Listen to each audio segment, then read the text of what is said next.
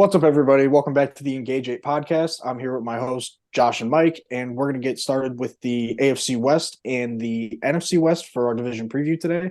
And Mike, I think you're going to take us away with some headlines from the last week. Yeah, some highlights from the last week. First, right after we finished recording last week, Dalvin Cook signed a 1-year, $8.6 million contract with the Jets. So another running back for the Jets with Breece Hall. I think it's a interesting signing. I don't know how much you can spread the ball to Breece Hall and him, but you can never have too many running backs. Yeah, Rodgers made it pretty apparent when he took that pay cut that he was going to do whatever he could to get the best talent around him because Green Bay never really did that for him. So, I mean, Dalvin Cook's a versatile running back. And I think this mainly just impacts for fantasy owners as far as Breece Hall goes and drafting. But as far as just pure football, you can always add more talent, and Dalvin Cook's a Pro Bowl caliber running back. Yeah, and next, the big news today, Jonathan Taylor has been given permission to seek a trade. His agent, Malky Kawa, not a good guy, has started to look for trades. I hope he doesn't get traded as a Colts fan, but I still don't see a trade happening. It's going to take a lot still to get the trade done, but I would think Jonathan Taylor might be worried that he can't get back to his form that he has been in, because otherwise I don't see a reason for him to want the money this fast. Yeah. Any opinions? Yeah, I think it's one of those things where I'll believe it when I see it with everything. I feel like when it comes to these trade requests in all sports now, you see, like we talked about last week with Devin White, he requested a trade and then all of a sudden started feeling bad. So you never really know what's going to happen. I don't even really have an idea of what a landing spot would be outside of I saw some Miami rumors. I saw some horrible trades on the timeline today. But yeah, I don't have any thoughts until we get some concrete news on what's going on. Yeah, well, his agent has been liking tweets saying Jonathan Taylor to Miami, which I just think is very unprofessional, and liking tweets saying requesting trade. I just think he's an unprofessional owner, and I don't really respect him that much. Oh, yeah. I mean, I was just going to say that I don't really know any concrete landing spots, like you said, Josh, but I think it's going to be very interesting to see any trade packages that they end up getting for him, because there were rumors saying that he would be asked for at least a first. And I just don't see that given the value of running backs nowadays, but it'll be very interesting to see if he even gets moved at all. Yeah, I'd love to see the Colts on a good end of a Trent Richardson type trade for a running back for a first round pick. But yeah, next news. I don't know if I don't think it happens in today's market. I don't think there's a running back in the league that gets traded for a first rounder. Yeah. Next news, Miles Jack retired after 2 weeks with the Eagles. The Eagles defense is still very strong. I don't think this will affect the Eagles as much. Yeah, this is no problem for the Eagles. I don't think they care very much. I do respect the I don't want to do something, let me just quit route. So I got to give Miles Jack that. But as far as football goes, I don't think it's going to affect anything for the Eagles. And then our last news, some good news. Isaiah Bolden is in good spirits after his scary injury against the Packers. He's been released from the hospital and he traveled with the team back to New England. God bless. Yep, good to hear. Good news. Good news. Joe Burrow is apparently coming off that calf injury looking really good. Zach Taylor said that this is the best he's ever looked. I kind of find that hard to believe, but take what you can with that. I'm happy to see that Joe Burrow hopefully could be playing week 1. Because I remember a lot of overreactions to that video when he originally heard it. Yeah, I'm happy that he's healthy and I'm excited to watch that team play. Completely agree. All right, I think we're ready to move on to the AFC West preview. First team I started with is the reigning defending Super Bowl champion Kansas City Chiefs. They lost both of their tackles in Wiley and Orlando Brown, but they replaced those with Jawan Taylor and Donovan Smith, which is just further proof that if you're a Super Bowl winning team, most of the time you can lose a lot of players and you're going to fill those spots. So I liked that for them. Charles Omenu is suspended 6 games, which is a problem, obviously, for them. But Felix and Duke Uzama, the rookie that they drafted, is going to get some work at edge. So I think that should be interesting in those 6 weeks when he's out.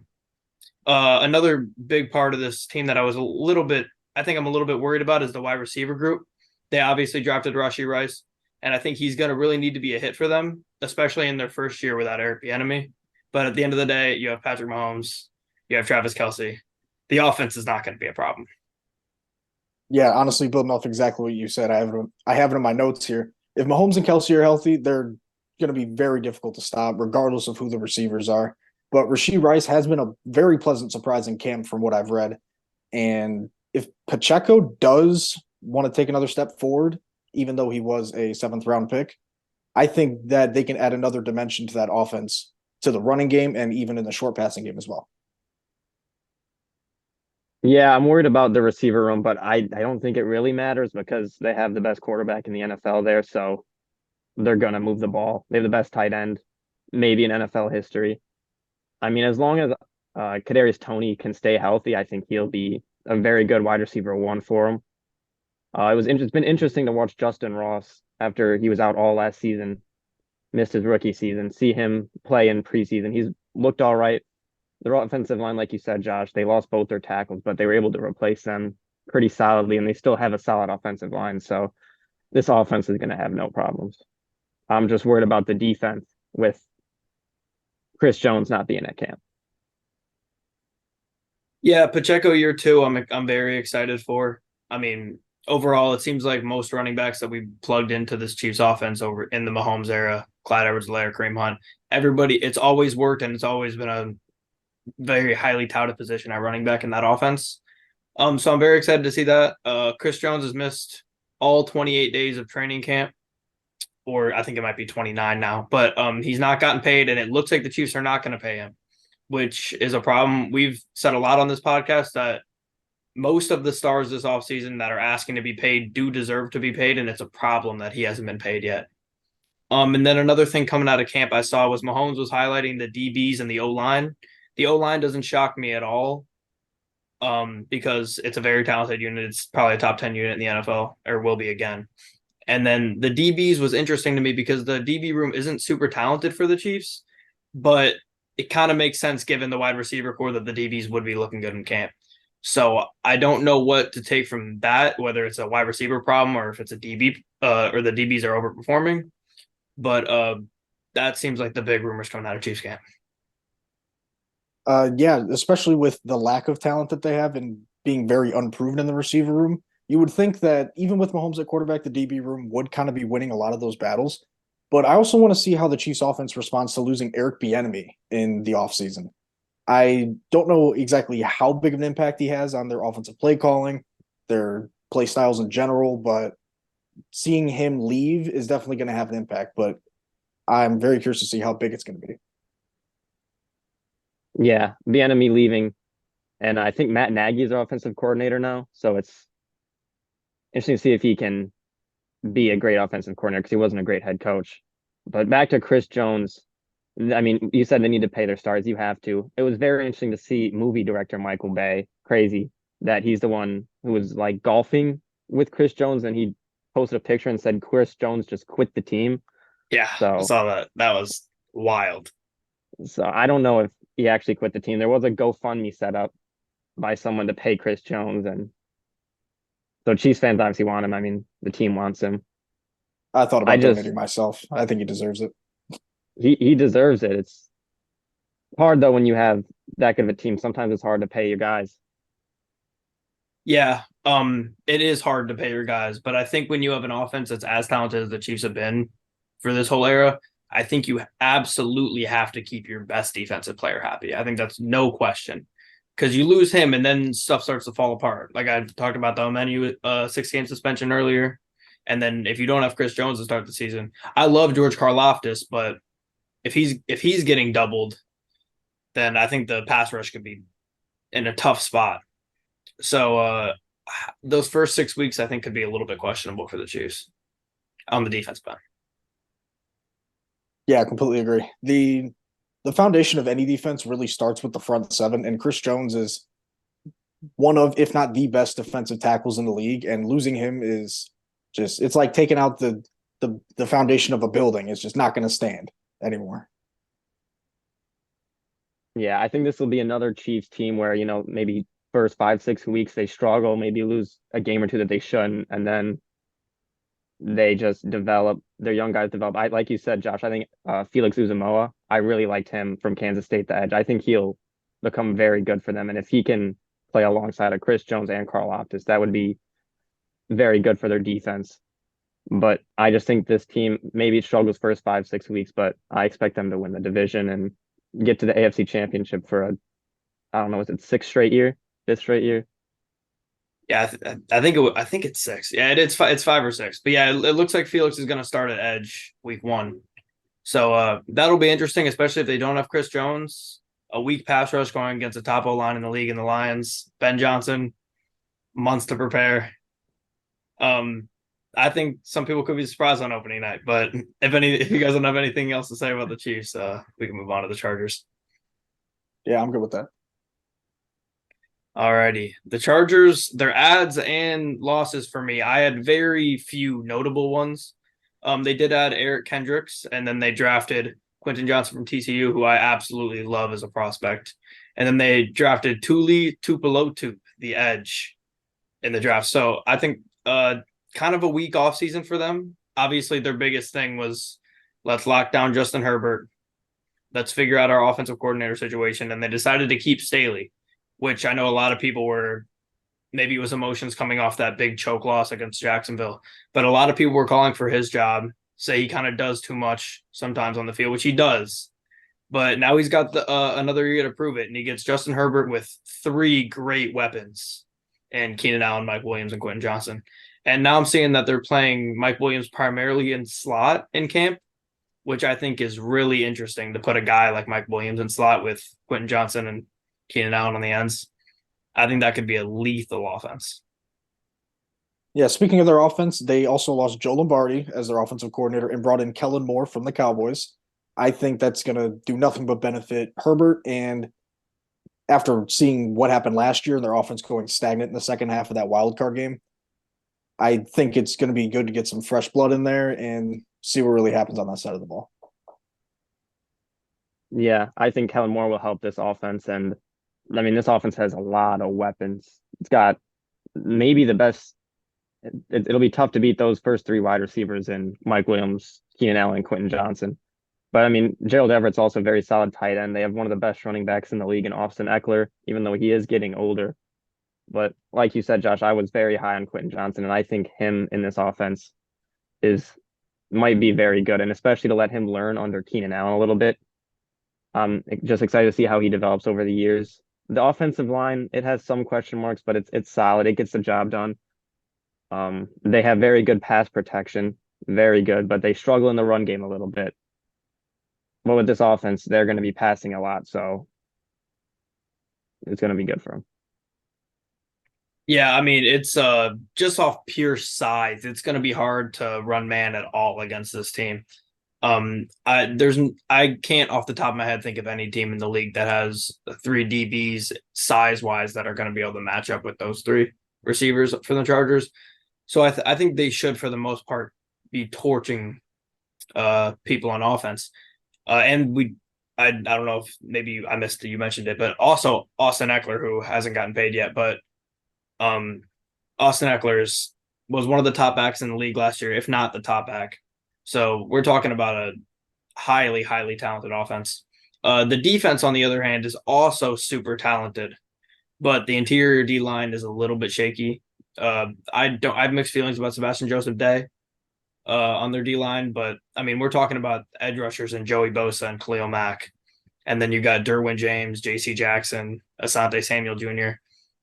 This team's got names, which they've had for years now. They've had names, and they've consistently not been able to stop the run or close out games. So it's put up or shut up for the Chargers. Yeah, to go along with you with the put up or shut up, I think another issue that they've had has been injuries. Keenan Allen missed 7 games last year. Mike Williams missed 5, including that wild card game. Rashawn Slater missed 13. Joey Bosa missed 12 last year. And Derwin missed 3, but they did lose a couple of those where he could have made some plays and could have changed the outcome of that game. But on the other side of that, Khalil Mack played 17 games, and I was really shocked about that. But maybe that's just him being on the regression. But I think if they're healthy, they can definitely improve on that 10-7 record and maybe even make it past the first round of the playoffs. Yeah, that's what I have listed as maybe the most important thing for this team, especially the defense's health. They just need their defense to stay healthy. Joey Bosa, they need him to stay healthy. Obviously Khalil Mack needs to stay healthy. JC Jackson is coming back. They have a lot of guys who are good, but just need to stay healthy and perform on the field. Derwin has had injury issues his entire career, so they need those guys to stay healthy this year. Yeah, I remember a couple episodes back when we did the NFC East preview, and we talked about, speaking of Kellen Moore, we talked about the Cowboys and how they absolutely needed to win a playoff game. And I think the Chargers are kind of in the same situation. I think if Brandon Staley, same as Mike McCarthy, if Brandon Staley can't win a playoff game this year with this roster, barring some massive injury, I think you need to either promote Kellen to head coach or look elsewhere for a leader. Yeah, Kellen Moore, I think he could have gotten a few head coaching jobs across the entire league last year, but went to the Chargers, and I'm very excited to see what he's going to do with Herbert and that very scary arsenal of weapons that they have. And backtracking to what you said about Mike Williams being in the slot, that's a real scary thing to hear for especially other AFC West defenses, because someone who can move that well at that size is no easy task to guard. Yeah. And the last thing I got for him is they did re-sign Will Clapp. Yeah, Great player, yeah, all-time name. all-time name. What a guy. All right. Any last things about the Chargers, or are we ready to move on? I'm ready. All right, next team I got here is the Las Vegas Raiders.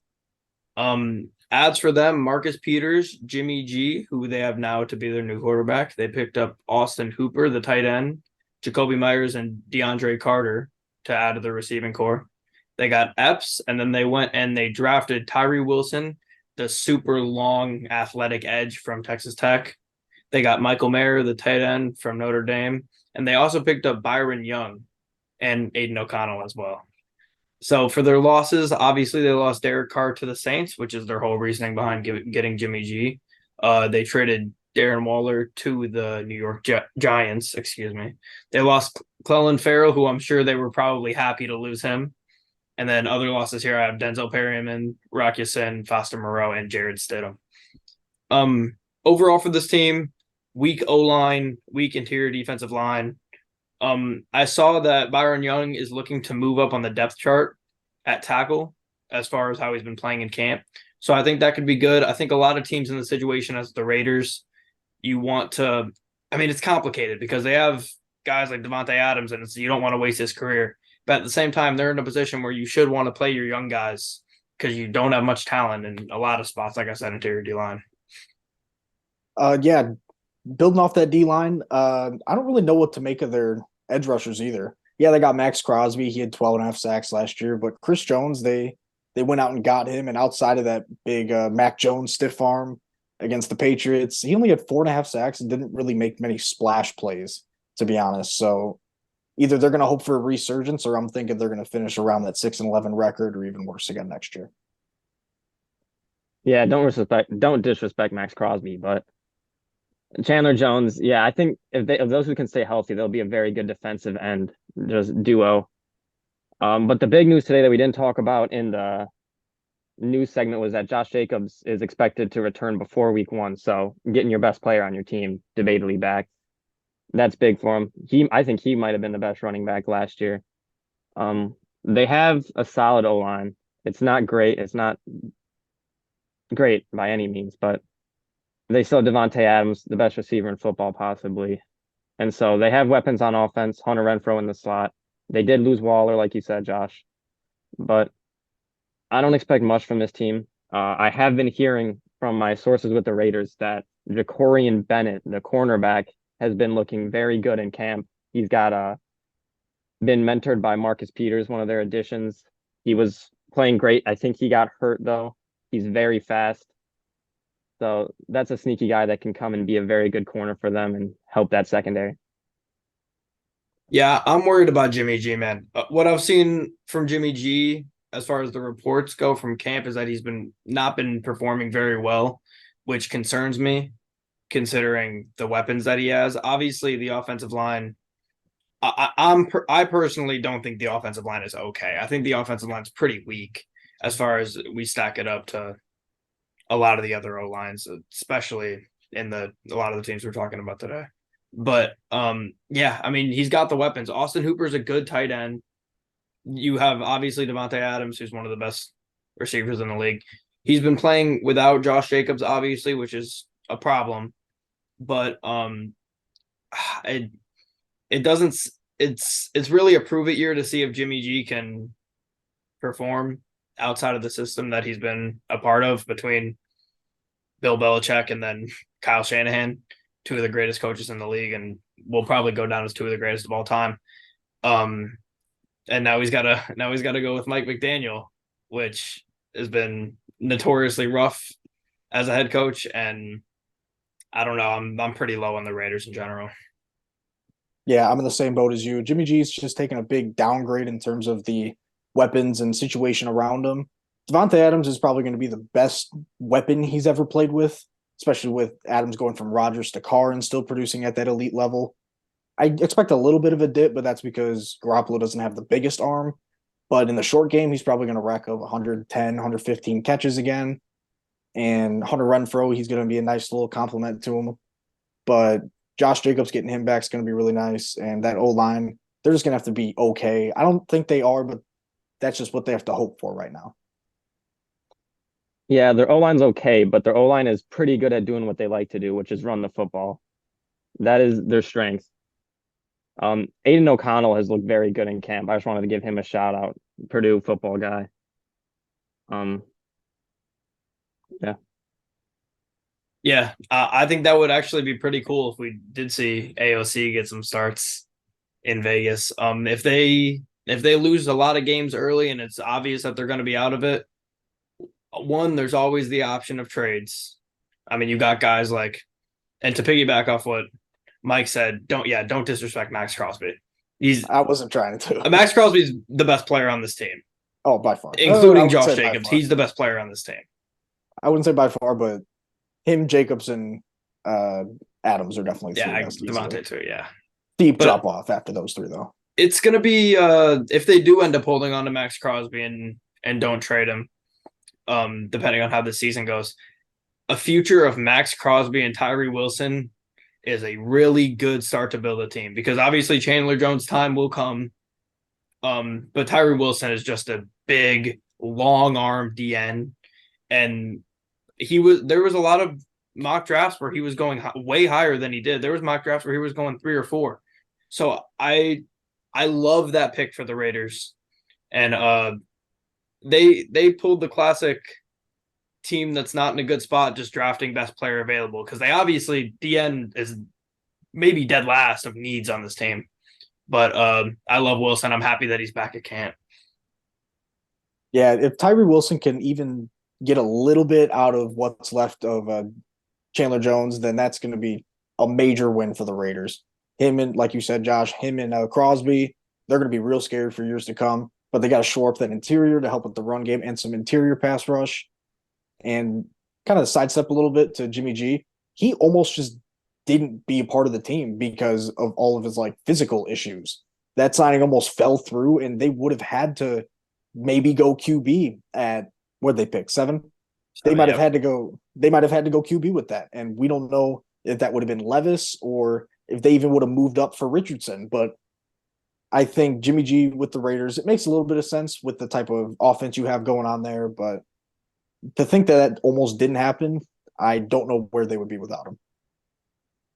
Yeah, we've seen Jimmy G play in this offense, so I kind of just expect kind of similar to what he was in San Francisco, where he's just going to be an all right quarterback. But this time he doesn't have Kyle Shanahan to win games for him as an offensive mind. One more guy I wanted to mention was Michael Mayer, very good tight end from Notre Dame. Someone was saying he's got Gronk-like comparisons. I don't know about all that, but I'm excited to see how he plays, and I hope he starts over Austin Hooper because right now he's listed as the second tight end on the depth chart. I really hope they don't play Austin Hooper over him. I was seeing that too. They spent a second round pick though, correct, on Mayer. It was a I second think rounder. That You sounds don't about right. you don't no disrespect to Austin Hooper, you don't take a tight end in the second round and play Austin Hooper over him. At So, least not for very long, I don't think. And they Yeah. traded up for him in the second round. Yes, Oh, that okay. too. He might have inside track there. This could just be a depth chart issue, and maybe they're not showing their cards, whatever. But I assume they're going to want to use Michael Mayer with the capital they used on him. And this is going to just a quick sidetrack. This is looking to be with Kincaid, Laporta, and Mayer. It's going to end up being a beast tight end class when we look at it. It seems that all of them have looked good so far, and it's always nice to have maybe it's not the most necessary part of a team, but it's nice to have a good tight end. Yeah, I hate to bring it up, but don't forget about Musgrove with the Packers. Him and Jordan Love have been looking actually kind of solid in camp, but we're not doing the NFC North today. We won't get too much into that. But like you said, it could be a huge tight end class this year. Can't help ourselves Will talking Mallory. about the NFC North. All right. You guys ready to move on to the Broncos and finish out this division? Yes, sir. All right. The Denver Broncos, their biggest ad, Sean Payton, head coach. And then they also got Frank Clark, Mike McGlinchey, the tackle from San Francisco, Chris Manhertz, Adam Trotman, the former Saints tight end, Zach Allen, who was maybe my favorite ad so far from here, Ben Powers, who played 100% of snaps last year, Marvin Mims, the receiver they drafted, Drew Sanders, the linebacker, and Riley Moss, the cornerback. Their losses, Ronald Darby, Graham Glasgow, Chase Edmonds, Calvin Anderson, Draymond Jones. Not a lot of big losses, which this is a team that had talent. Russ underperformed, head coach blunder, to say the least, in Denver. So they had a lot of things going against them. But overall, I like all of their ads. It was a really active offseason, which you needed to see from them. After you make that Russ trade, you can't just roll over and die. So I'm happy they had an active offseason. A really solid offense top to bottom, but it's all going to depend on Russell Wilson. It doesn't – he has the talent around him. If he plays like he did last year, it's not going to matter. So they need to get him back to Seattle Russ, the Russ that was almost getting an MVP vote every season. And the defense is also super talented. They could use another cornerback, but it's a pretty deep unit. Yeah, going off of what you said about what was his name? Sean Payton. In the words of the great Stephen A. Smith, you weren't wrong, but you didn't have to say it. Sean Payton absolutely murdered Nathaniel Hackett, and I just think he could not have been more correct, but you didn't have to say it. You didn't have to go out publicly and say that. I think a good amount of their issues was because of Hackett and his inability to adapt, just be a coach in general, all that. But Sean Payton's definitely an upgrade, and I think Russ is going to improve because of it. Yeah, they need Russ to be back to his first 10-week MVP Russ that he was in Seattle. But I think that's basically the whole season. They have a great roster. It's going to be, can Russell Wilson bounce back or will he come up short? But they have a solid receiving core with Cortland Sutton and Jerry Jeudy, a solid offensive line. Their defense has some question marks in the secondary outside of Patrick Surtain. So it's interesting to see how they play. Yeah, I agree. Outside of Surtain, they could definitely use another corner, but you still have Justin Simmons, you have Graham Jackson. So their back end isn't really in that bad of a spot. But cornerback 2 being Damari Mathis isn't ideal. That's a situation where a guy like Riley Moss could maybe slide in there if he's overperforming in practice or camp or whatnot. But yeah, I mean, it just all goes back to Russell Wilson. It's hard to imagine, at least I feel like definitely for us, because we grew up in an era where Russell Wilson was winning Super Bowls and was always on talented teams. And it's kind of just wild to see him just fall off a cliff like he has. I mean, Zach, you were clamoring for him to be traded to the Bears not too long ago. So it's kind of wild how far he's fallen. I don't But think anybody expected that absolutely just horrific cliff drop, but yeah, it's truly crazy. And I feel like a lot of times in these scenarios we expect like, I mean, the talent's there. Like he can do it, but you do it 2 seasons in a row. If he goes and he flops this year, we're not going to be talking about the Broncos in the walking on eggshells way we are now. So hopefully Sean Payton's the guy to do it. I think Sean Payton can wolf him into shape. yeah, Sean Payton's definitely the biggest ad for this team. They retooled with the offensive line with McGlinchey and Powers after losing Risner and Turner.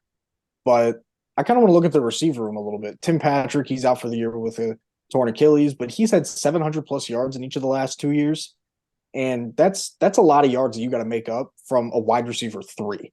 Sutton and Judy can be really good, but that's going to have to come with some rust consistency and the offense as a whole improving as well.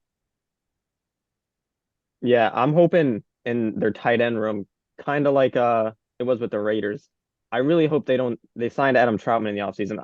I know he's a Sean Payton guy in New Orleans, but I really hope they don't play him over Greg Dulcich because I was very pleased with what I saw from Greg Dulcich last year, and I hope he gets that tight end one and gets a lot of targets because I think he is very capable of being a tight end one in this league. Yeah, and then on top of signing Troutman, they also go and did they spend a third on Manhurts? It might have been a fourth. I think it was a third though. It's so maybe Sean Payton just doesn't like him. It kind of seems like a situation where Sean Payton's going to come in and just kind of have it his way. So I could see a world where he would play his guys. But the receiver room, obviously the Tim Patrick loss is big, and you really hate to see that. But that's just another opportunity for Marvin Mims to get there now, and he's going to be a true wide receiver 3. And young receivers that are not drafted in the first couple rounds, they show out. I mean, we've seen it. So, I mean, it would be nice to see him have a good season, especially when he gets to play alongside 2 good receivers and route runners and Sutton and Judy. So, I think there's a chance he could have a sneaky big year, especially if there's an injury to the 1 or 2 guys. Yeah, I'm completely in the same boat with you with Marvin Mims. I think he could be in line for a really big year, stepping into that Tim Patrick role as wide receiver 3. I don't think he's going to clip that 700-yard mark, but I think he has a real good chance to solidify himself as an NFL level player who came in and produced in the right role at the right time. Yeah, and Javonte Williams is also back from his injury last year, so I'm excited to see how he plays. They signed Samaje Perine in the offseason, but I mean, this is going to be Javonte Williams' backfield as long as he's healthy. He was very good in his time before his injury last year, so excited to see him. Yeah, good rookie season, poised for that second year jump, and he gets hurt. You really do hate to see when that happens, but I would love to see a big bounce back year for him. And if we haven't talked much about this O-line, but like we said, Powers and McGlinchey are big ads. So maybe sneaky comeback player of the year for good old Javonte Williams. If he's gonna be up there and now. gets the numbers, I think he could. Yeah, gotta win games too. Very true. All right, we can move on to the division awards for the AFC West. Starting with Offensive Rookie of the Year. I went with Rashee Rice. Like we talked about earlier, in a weak wide receiver room. And you have Patrick Mahomes and Travis Kelce to draw all that attention. I think he could be poised to have a big year. And young players always, especially on offense in the Chiefs offense, the young players just always seem to have a lot of production. I got Quentin Johnson. I mean, he's just a big freak athlete. He's going to be really good with Herbert throwing on the ball. So I got him winning Rookie of the Year for the offensive side of the ball for this division. I also got Quentin Johnson. I'm very high on him. I think he'll have a great season. I got him as my Offensive Rookie of the Year. And for honorable mentions there, I also had Quentin Johnson, but Michael Mayer as well, like we talked about earlier. Yeah. Also, if he can get playing time, could have a big year. Defensive Rookie of the Year, a guy that I've been high on the whole draft process, and I wanted the Lions to take at one point. Tyree Wilson. He just has the tools, and especially when you have an older guy like Chandler Jones, who could be suspect to injury or maybe not be able to play as much.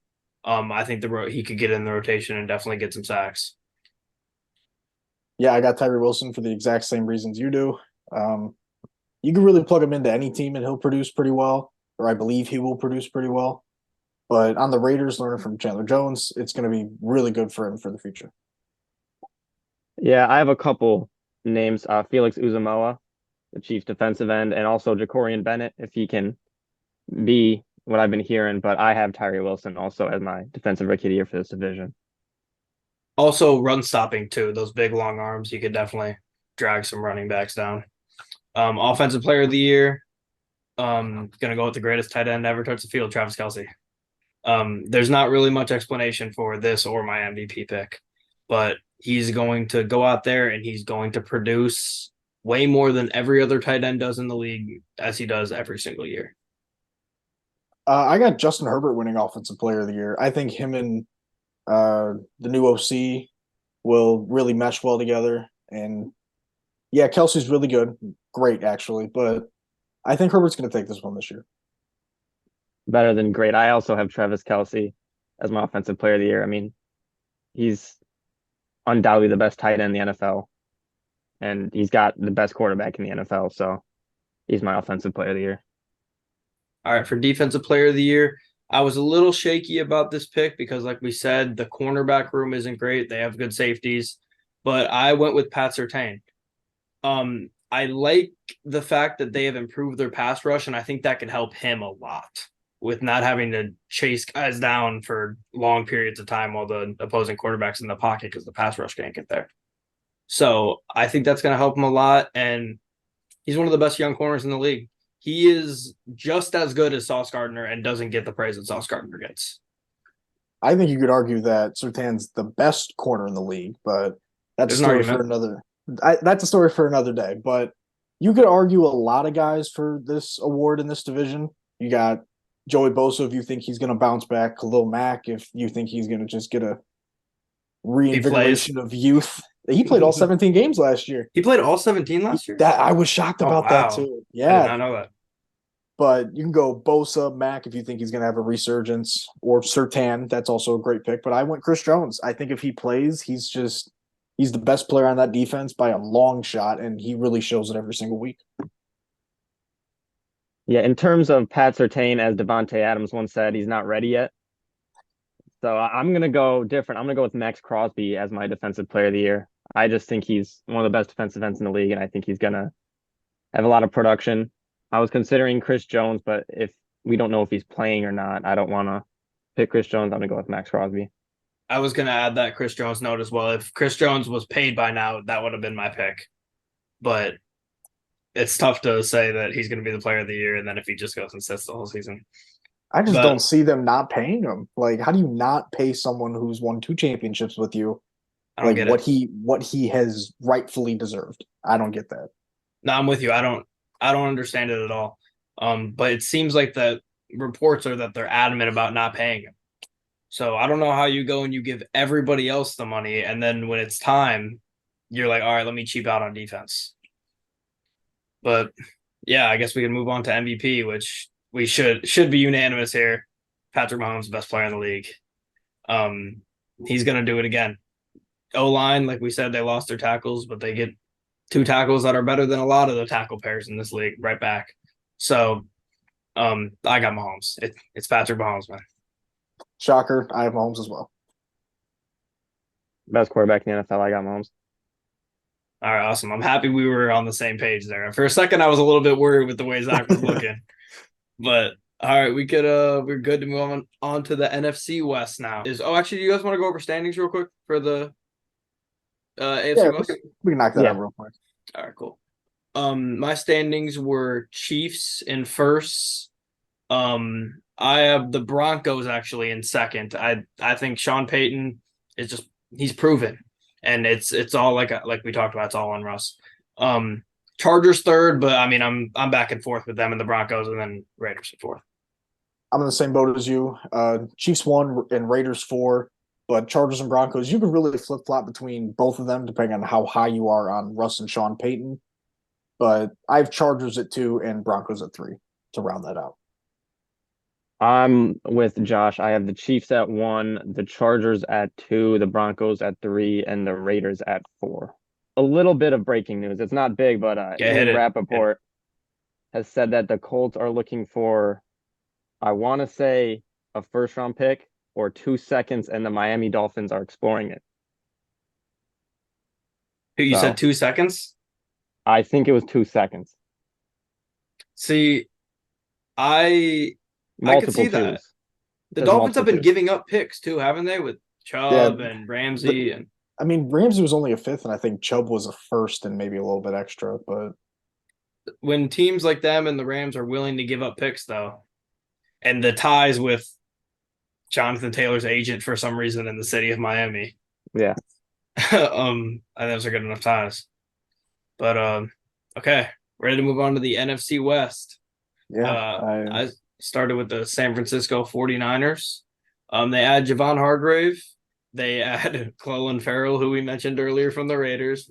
I just wanted to add that because we talked about the Raiders. That otherwise I would completely never talk about that. Sam Darnold and Jair Brown. Their losses, and this is a lengthy list, so be ready. Jimmy Ward, Jimmy G, Samson Ebukam, Emmanuel Mosley, Mike Malinsky, Aziz Al-Shaair, Daniel Brunskill, Hassan Ridgeway, and Charles Omenihu, who is now suspended 6 games for the Chiefs. But yeah, a big note that we got yesterday that Greenlaw, Kinlaw, Jackson, Kittle, and Mitchell are all returning to practice this week, which is good. They've been pretty banged up early. It seems like the Niners are always banged up, but happy that those guys are getting back on the field all at the exact same time for some reason. Not a lot of talent on this O-line, but at the end of the day, we're talking about Kyle Shanahan's system, and you don't need the most talented O-line in that system. So what would be a concern if they didn't have Shanahan is really not a concern for me. Lots of talent that they lost, and a pretty inactive offseason for them as far as free agency and the draft went. So I don't love that for them. Their front seven is still very talented, but they're really shaky in the secondary outside of Ward and Hufanga. yeah. And adding one more name to that list of losses, Robbie Gould at kicker. I feel like we shouldn't show any disrespect to the Bears' living legend. Yeah, that's on me. It's on me. And like you said, Javon Hargrave, the big fish of this year's free agency period, going from one NFC contender to another. I think that does tip the scale a little bit into the 49ers direction, but the big question mark at quarterback, if Purdy can continue his end of season success, and if the 49ers in general can get over that hump, if they even do have a quarterback in the playoffs.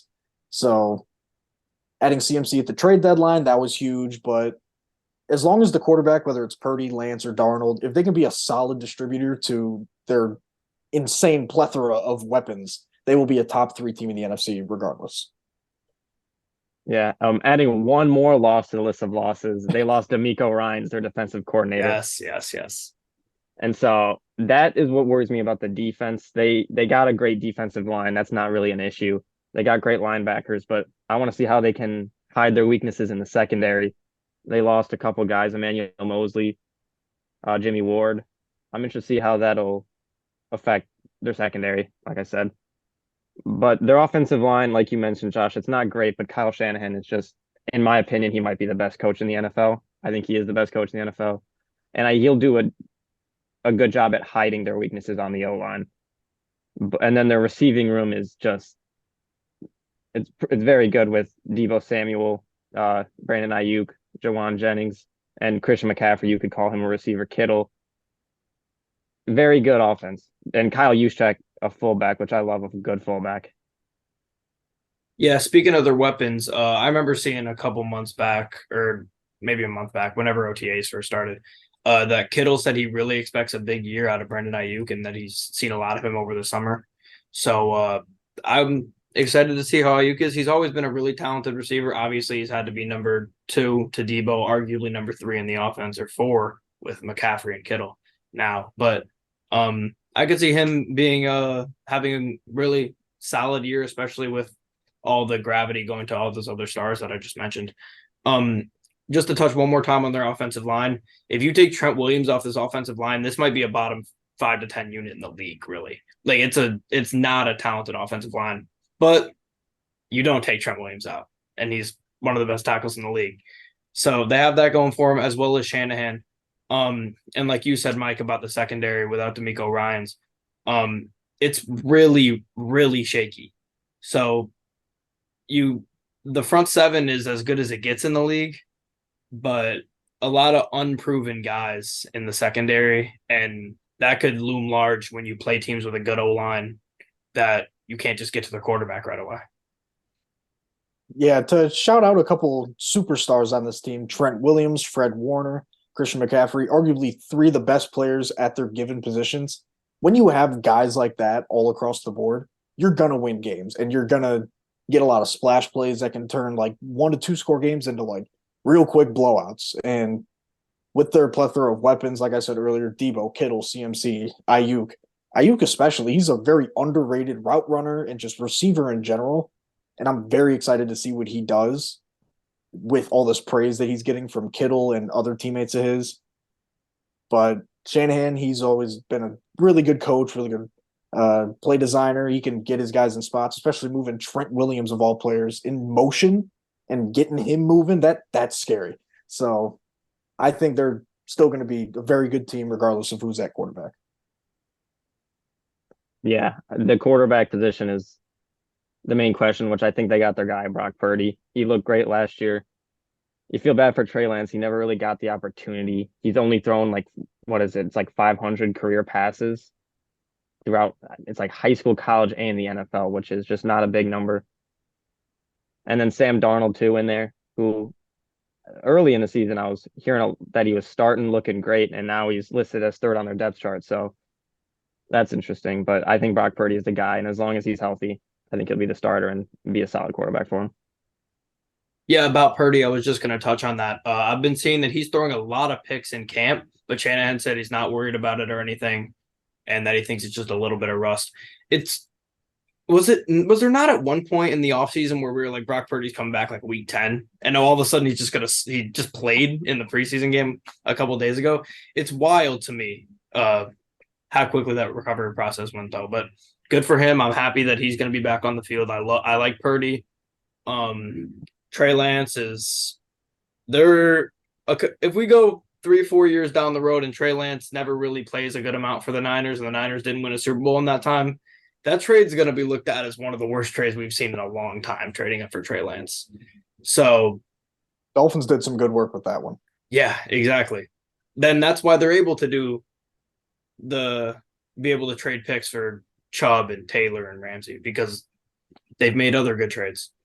But yeah, I mean, they got to win it. They got to figure out what they're going to do with Trey Lance, because you're just wasting that much capital just to take a guy in the 7th round, Mr. Irrelevant, and then that's your new quarterback. Ugh, that would make me sick if I was a Niners fan looking back at that trade. Personally, I'm not that high on Brock Purdy in general. Like, yeah, I get he was winning games, but look at who he was throwing to. If I could throw to those guys, I'm sure I could muster up 50 yards in the NFL. If I could hand it off to CMC and Debo and then throw to CMC and Debo, like, and just get the same production at an elite level, that's just insane. From going from Mr. Irrelevant, sure, that's like a term that people want to get rid of now because Brock Purdy did all that and then took him to the NFC Championship. I mean, you put a lot of quarterbacks that are on a roster, aren't on a roster, whatever, in that situation, they might still take them to the NFC Championship. I don't see how you can he won games. It's not hard. You can't switch quarterbacks if you're winning games. That's why they didn't switch from Jimmy G while they could have. Brock Purdy's winning the games. I think y'all are disrespecting Brock Purdy a little bit here. I'm with Zach though, kind of. I think I agree, but like you said, so did Jimmy G. And if we go out there and we see Jimmy G throwing nothing but picks at the Raiders, it's gonna have you thinking. He brought him to a Super Bowl. And who says Purdy wouldn't have brought him to the Super Bowl if he didn't get hurt there? Who's to say Lance wouldn't have if he didn't get hurt back in like week 2? Yeah, I mean, it's that is the problem when you're in a system like Shanahan's and you're not a high contract, high value player. You're gonna get the questions of, oh, is it because of Shanahan or whatnot? But I don't know. We'll see how he recovers from an elbow injury. That's obviously not ideal for your quarterback.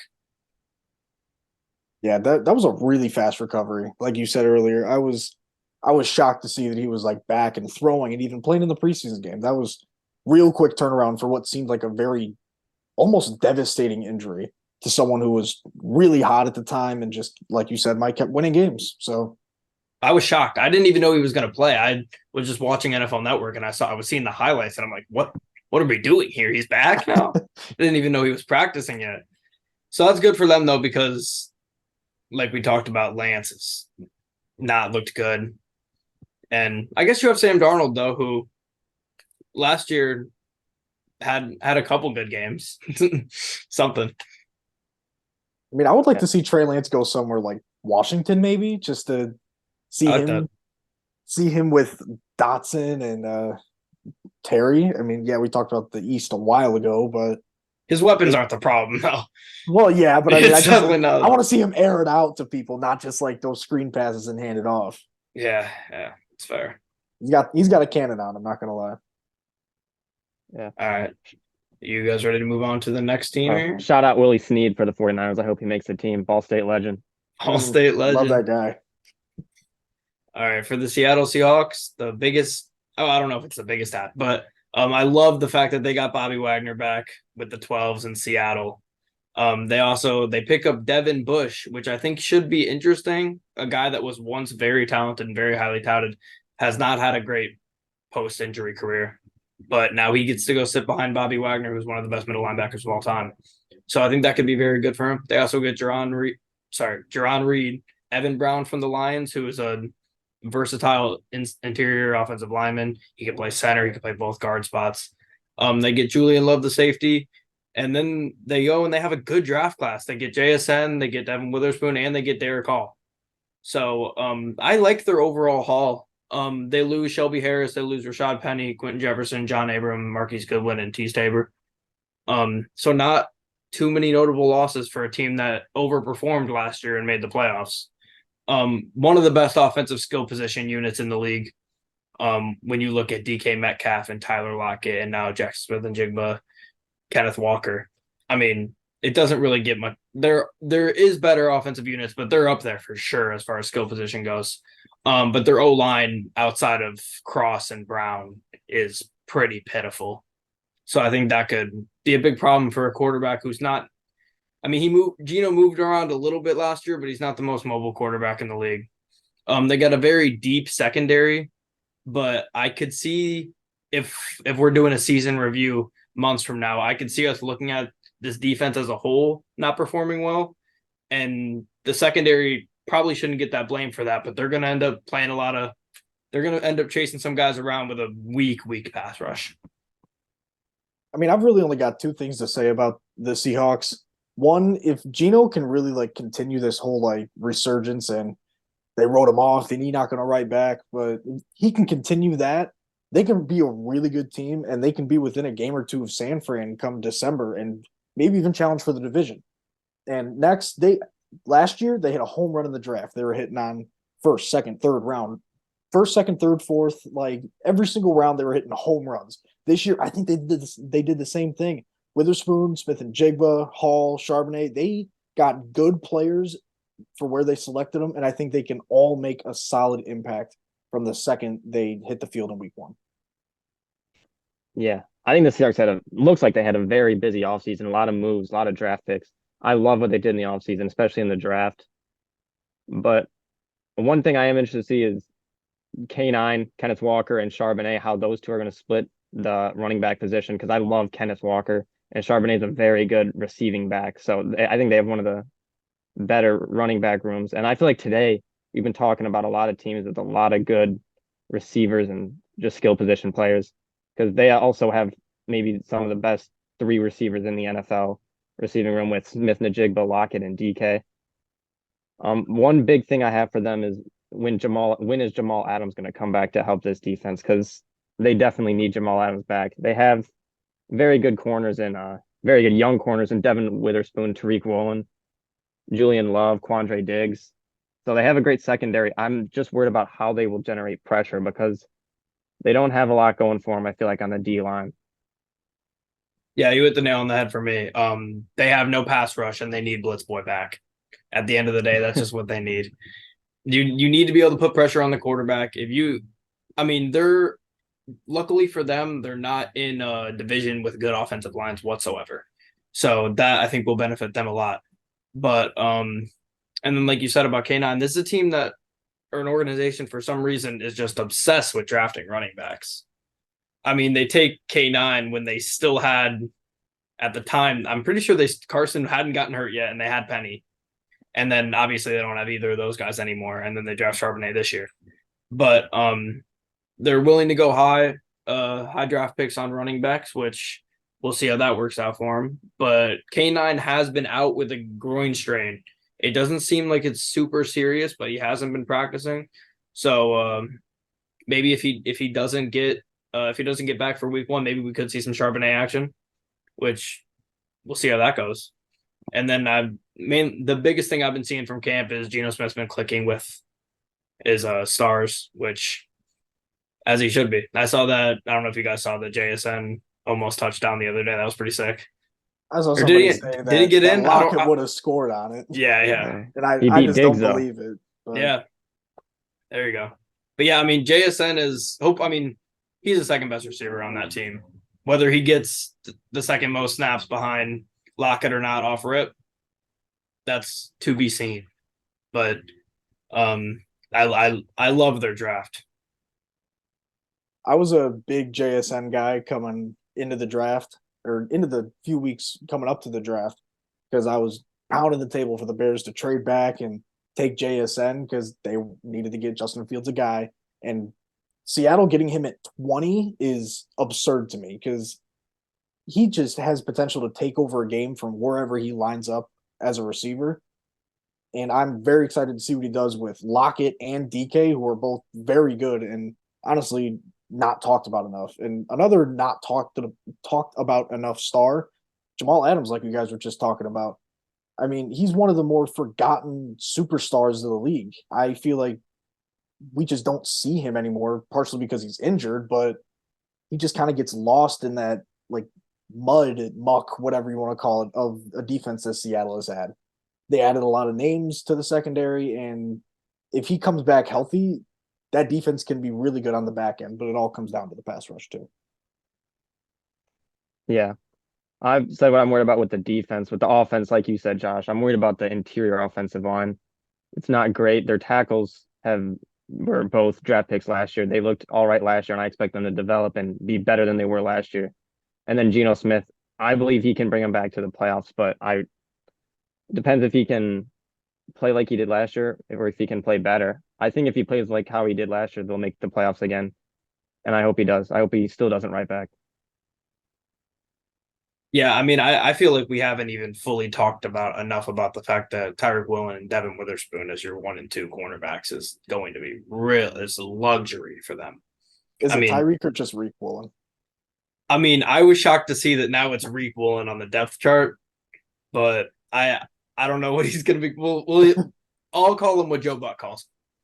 But Joe Buck again. I hate Joe Buck. But yeah, you get those two, and then obviously you have Quandre Diggs running free safety in the back. So that secondary is just going to be really, really nice. You have Brooks and Wagner as your linebackers, which solid, not fantastic, but solid. So I think they're going to win a lot of division games. Like I said, how their pass rush being their biggest issue, and the other teams in this division overall having a really weak offensive line unit. I don't really see a world where they finish higher than the Niners, because even in the disaster situation that your quarterback gets hurt, the Niners got the best quarterback, or probably the deepest quarterback room in the league with the Lions. But I see them probably finishing around second. And just one last note, JSN getting to be a side next to great level receivers as he's had his whole career will be beneficial. This situation for him is significantly better than, let's say, he goes to the Bears and he has to play wide receiver 1.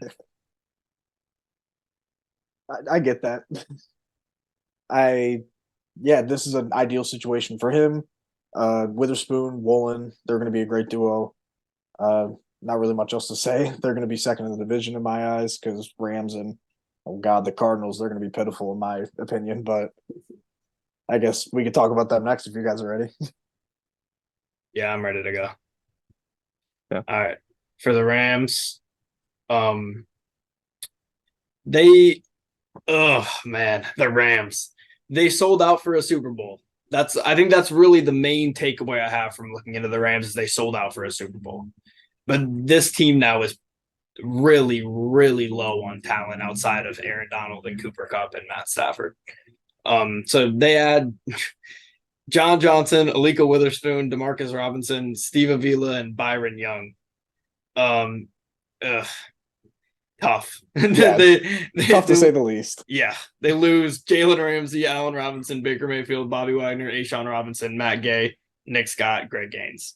They lose a lot of guys. They don't add a lot of guys on a team that if they had their own draft pick would have been picking 6 last year. Obviously, they had their injuries, but not improving on a roster that was already performed one of the worst in the league is not great. Like I said earlier, it's hard to find a bright spot after Kupp and Donald. It looks like Byron Young will be their starting edge rusher. Off rip is what they're saying from camp. It's a really weak defense. But the main things I've been seeing from Sean McVay is that he just needs to work on his conditioning to be able to play a high percentage of snaps because apparently right now he's been getting pretty gassed. And when he's gassed, he hasn't been nearly playing at the level that he's been when he's been fresh. Yeah, the only thing you can really say about this team is how much they've lost and how little they've gained in the offseason.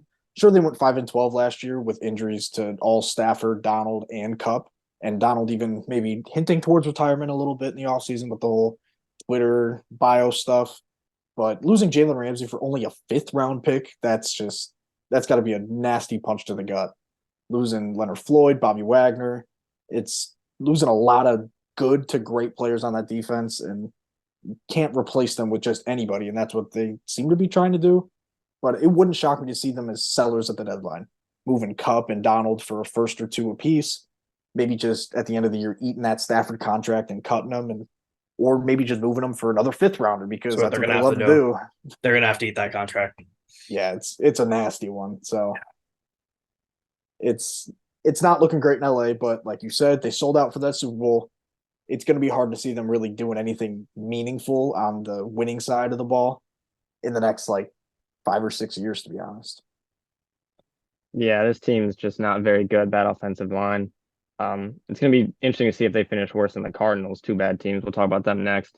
Mm-hmm. But yeah, the defense outside of Aaron Donald is very bad. I know you said selling. They don't really have much to sell except their high quality players, which are on big contracts. And yeah, it's just gonna be interesting to see how many games Matt Stafford, Cooper Kupp, Aaron Donald, and Sean McVay can win them. I don't see it being very many at all. Yeah. I mean, like you said, Zach, about the Aaron Donald and also Sean McVay teasing retirement. After looking at this roster and looking at their potential future, I think they probably should have retired.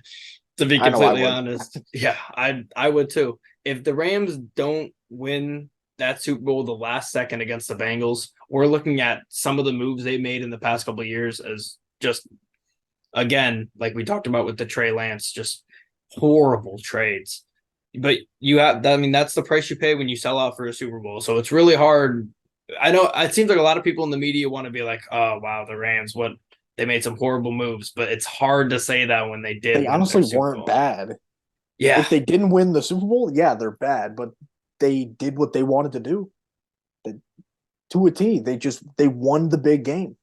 That's what they got Stafford for, because Goff didn't do it against the Patriots. Part of that's on McVay, the whole only scoring 3 points and all that. But Stafford did what Goff couldn't. They swapped them with the Lions, and they did give up a first.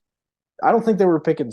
They would have finished with the sixth worst record if the big three stayed healthy. Sure. But that's just they got the Super Bowl, and that's the price you pay afterwards. Yeah, and I don't think it was a flag on the Bengals, so I think the Bengals should have won the Super Bowl that year. So I think they got lucky. That's But what I I'm think the saying. most That would have I been think a the good most story. exciting thing this team could do this year is start Stetson Bennett at quarterback. That's It about might all get I to got. that. Stafford in his older age, I mean, back when he was playing for my Lions back in the day, he would always get hurt, but he was the toughest dude on the field. He would never come out. Now it kind of seems like we're starting to get to he's a little older. He can't do the whole tough it out and play through it shit that he's been doing. So maybe we do see a little Stetson Bennett, especially if they're not winning games.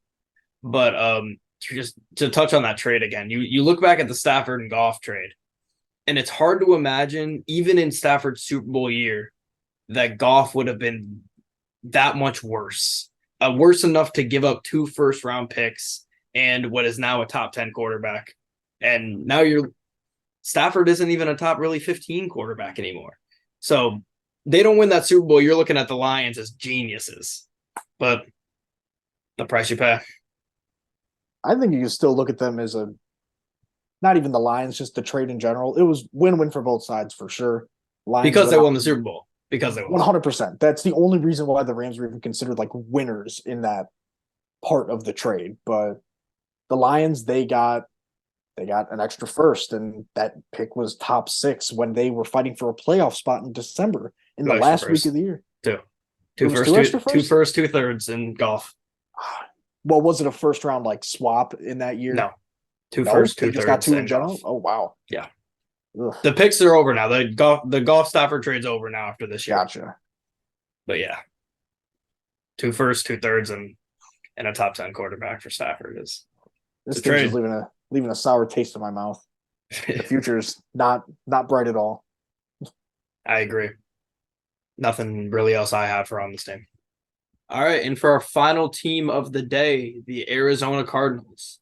They add Kaiser White, Zach Pascal, Hajate Froholt. They draft Paris Johnson, the tackle, who's now apparently going to play some guard, which I personally never really like to hear that, but they got an O-line full of tackles, so they kind of got to have some guys play guard.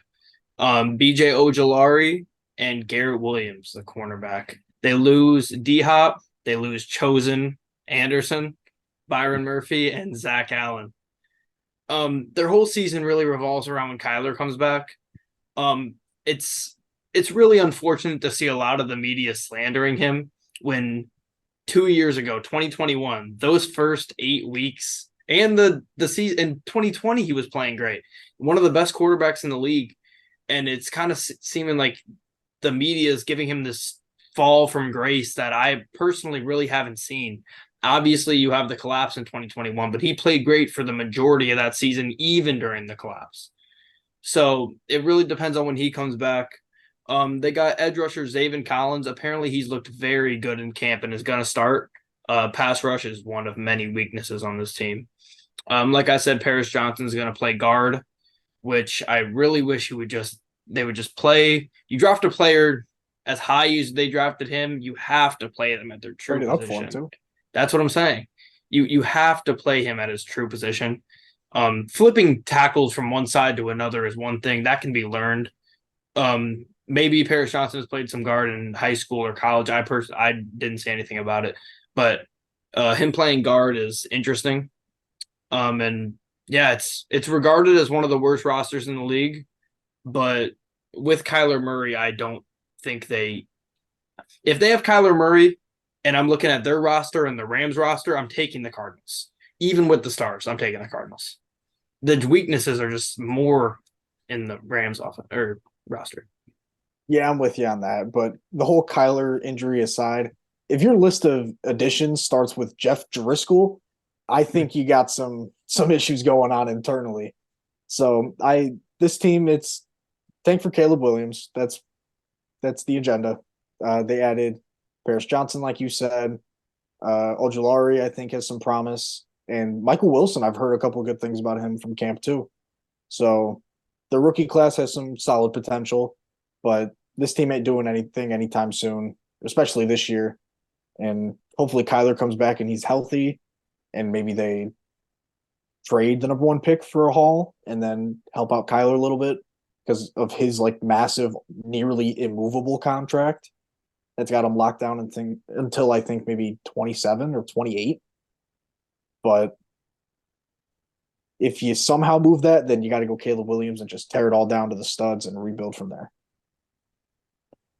Yeah, I kind of like what they did in the offseason. They didn't really have much they could do except for just get rid of money, go with young guys. I like their draft with Paris Johnson, BJ Ojulari, Owen Popoe as well.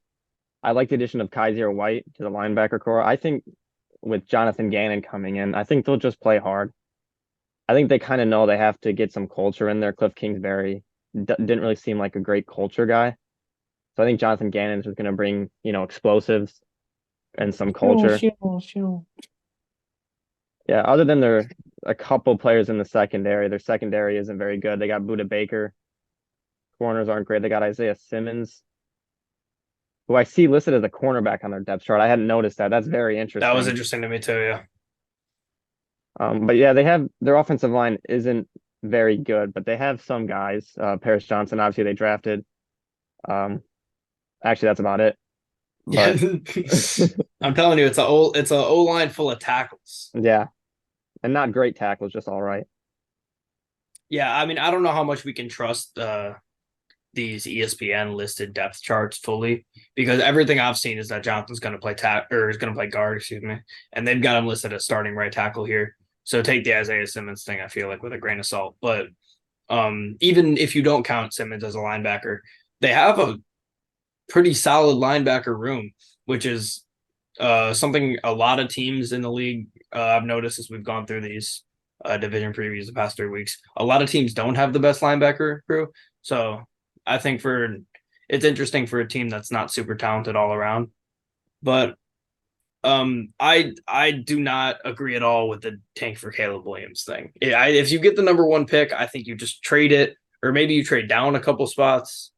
Maybe you trade down to like 3 and try to get Marvin Harrison or something. But whatever they decide they want to do with that pick. But you don't spend the capital on Murray, sign him to this massive deal, which he didn't play out of. He has not played out of the deal. He got hurt. He has absolutely not played out of his deal yet. If he goes and plays the next couple seasons and is mid, then maybe it's like, all right, it's time to reset. Obviously, if you have the number one pick and you don't take a quarterback and you end up needing one in 2 years, you're going to regret that. But at the same time, you're going to just throw away everything you did and have had with Kyler Murray. I just don't see that. Yeah, kind of circling back to Isaiah Simmons, I feel like he's been very underwhelming for being the 8th overall pick in his draft. He spent time at linebacker and safety, and from the depth chart on ESPN, he's going to be playing corner at some point this year.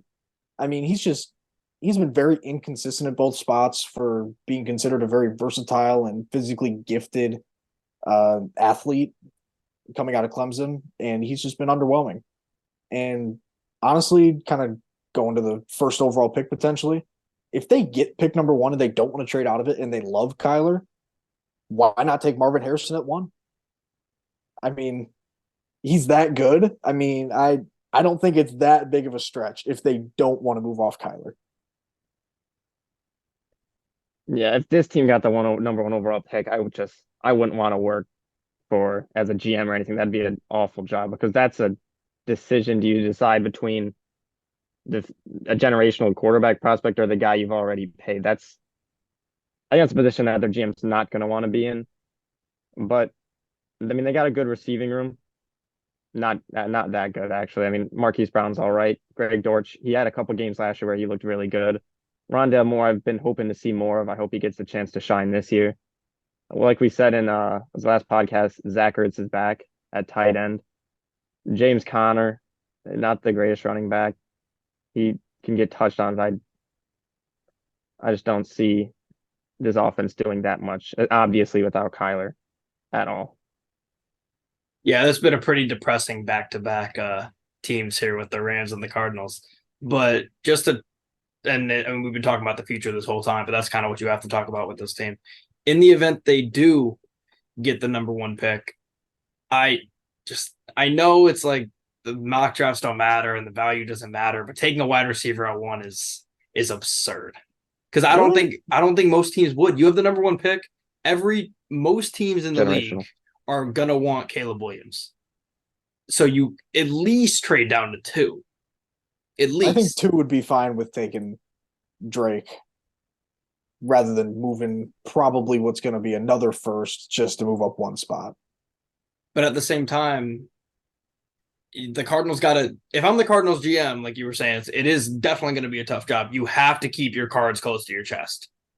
Because if you got to have the world thinking you want Caleb Williams if you're going to get something for this pick. And they can stick with their theme of drafting every tackle, and they can go get Fasciano from Penn State, who's going to be a high draft pick next year most likely.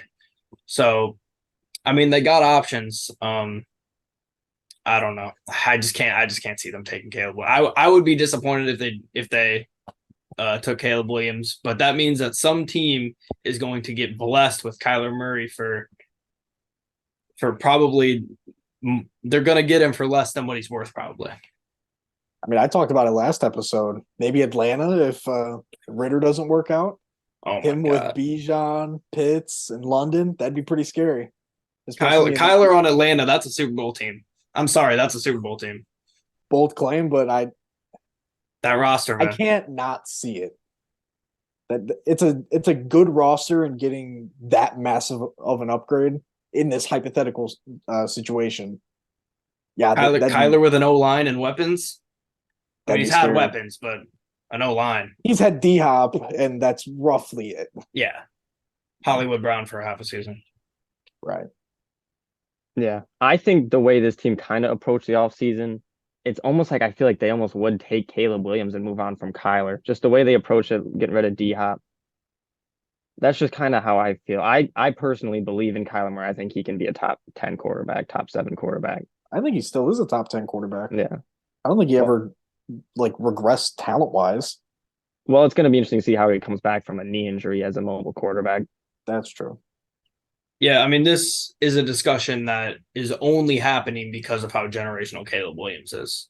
I mean, just looking back, Caleb Williams, Trevor Lawrence, that kind of seems like the short list to me of guys that if we're in an upcoming draft where a team like the Cardinals would just throw aside Kyler Murray and even think about taking quarterback number 1. And it's probably only just injury. It's probably only injury history that they're really thinking Kyler might not be the greatest to move forward with, especially with where the rest of the roster is. Division standings, I'm going to go with Niners, Seahawks, 1-2, and then the Rams and the Cardinals, I think, are going to be battling it out for third here. If Kyler comes back early, I think they could win some games towards the end of the year and pass up the Rams. But if we're talking like week 13, week 14 for Kyler, and Stafford stays healthy, I think I'll go Rams 3, Cardinals 4. I've got the exact same setup. I just don't think the Cardinals are going to get enough games without Kyler while the Rams still have their big 3 together. And by the time Kyler comes back, it's going to be probably too late and not enough winnable games to really jump into third, which it's not like they're going to be fighting for a wild card or anything. So 3 and 4 really doesn't matter, but all depends on when Kyler comes back. Yeah, I'm with you guys. I got Niners, Seahawks, Rams, Cardinals. I can see the Cardinals moving up, like you said, Josh, if Kyler comes back halfway through the season, early, halfway. But I got Rams 3, Cardinals 4. All right, awesome. Moving on to the offensive rookie of the year for the NFC West. I went with JSN. I probably would have went with Paris Johnson if he was playing his true position. The guard thing, once again, worries me. And then you get JSN in an offense where, like, he's had his whole college career, Marvin Harrison, Wilson, Olave. He's played with great receivers, and that's put him in the best spot to get drafted where he was. So I think he'll have similar success this season alongside Metcalf and Lockett. Yeah, I've got JSN too. Same reasons as you. If Paris Johnson was playing his true position and maybe actually had a decent quarterback to really protect, then I think he would get a lot more attention from the national media. But JSN, he's going to be making a lot of plays. And Seattle is honestly on the up and up. So I think he'll rack up a good amount of yards, a lot of touches. very versatile. He's going to win Offensive Rookie of the Year. And I agree. I got JSN. I didn't really consider Paris Johnson. I just think JSN is gonna have a great season with Gino, especially after watching that preseason game. Yep. Defensive Rookie of the Year. I did have Byron Young as an honorable mention just based on what I said about all the stuff I've been hearing about him just needing to get his conditioning right, and he's going to be a hell of a player. But I'm going with Devin Witherspoon. I think the best possible situation as a young corner is to have a good pass rusher going into and a really solid cornerback one that's going to take the pressure away from you. He doesn't have that with the pass rush, but he definitely has that with Reek Woolen. So I got Witherspoon. I also got Witherspoon. He's got a good secondary, good group of guys around him to really help him out. So he doesn't have to guard wide receiver one every single play. And he doesn't have the pass rush in front of him. But once he does in a year or two, I think he'll be more than ready to really take on a lot more responsibility as maybe cornerback one if he elevates his game to that Woolen level. But yeah, he's going to win Defensive Rookie of the Year for this division. And again, I also have Witherspoon. Interesting to see that the Seahawks won O'Roy and D-Roy for this division, and they might have done it back-to-back years as well. Yeah, for a team that is probably not the most talented team in this division, or at least I looked at it in the media. But Offensive Player of the Year, I was between a few here. I feel like when we get into these Offensive Player of the Year, Defensive Player of the Year, and MVP, you got like a list of guys you're looking at, and you just kind of have to leave some guys off. So I'm going to have to leave off Deebo Samuel, and I'm going to have to go with Cooper Kupp for Offensive Player of the Year. Triple Crown, going to be healthy off an injury. His quarterback's going to be healthy off an injury. He's going to be force-fed more than he's ever been. Obviously, he's going to also be attacked on defense more than he's ever been. But Cooper Kupp is just we need to continue to give him his respect, because it seems like in the media, especially nowadays in the NFL, the second a player gets hurt, you forget about everything he's been doing. So Cooper Kupp needs to continue to get the top 5 respect that he 100% is. I actually got Christian McCaffrey. Kupp's he's a good player, good name to have here, but I got CMC.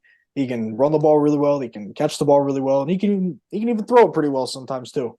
So I think he's just gonna be one of the main driving forces of that Shanahan offense, and he's gonna win them a lot of games. Yeah, for Opoy, I was deciding between Cooper Kupp and actually Trent Williams, because I think him being the main guy in that O-line is big for them. But I went with Cooper Kupp. I think, especially if Matt Stafford can play every game of the year, I think he's going to get a lot of targets again. And like you said, Josh, he's a top 5 receiver in the league. And yeah, that's all right. For Depoy and these last two here, Depoy and MVP. Once again, like I said, a lot of options. There's a lot of good defensive players. But I'm gonna go with Fred Warner, arguably the best linebacker in the league. And he's part of a front seven that's going to be the best in the league 100% and has been for a long time. Obviously, you lose D'Amico Ryans. That's going to hurt any team. But this is the Shanahan train through and through on both ends of the football.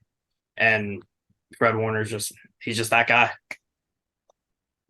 I've actually got Aaron Donald. Like you were mentioning earlier when we were talking about the teams individually, none of them really have strong offensive lines. So I think Donald is, despite getting double teamed on like 75% of his snaps, he's still going to do what he does. And he's just going to dominate. That's what he does.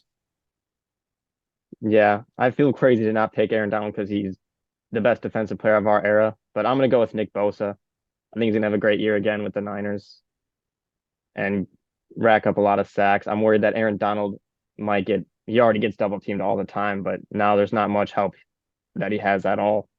So I'm going to go with Nick Bosa.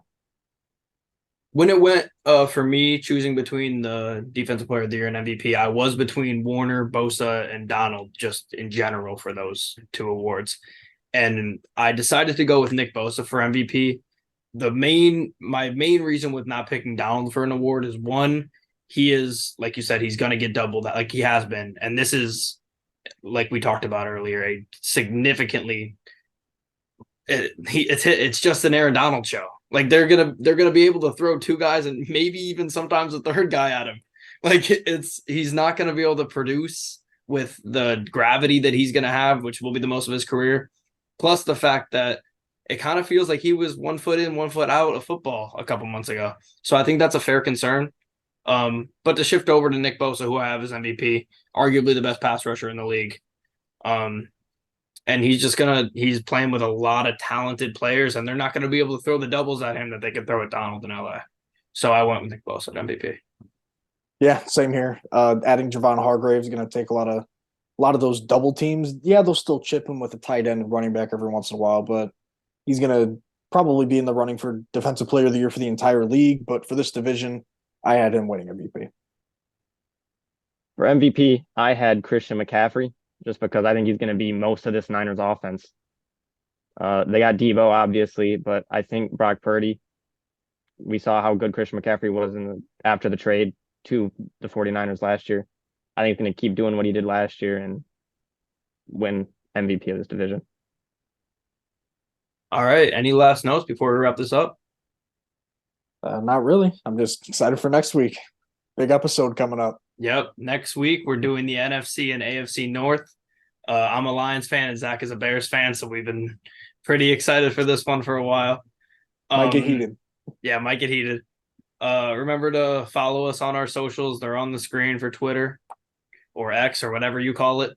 At Engage8Pod, also on Twitter. And don't forget to like and subscribe to the YouTube channel. We'll see everyone in the next one.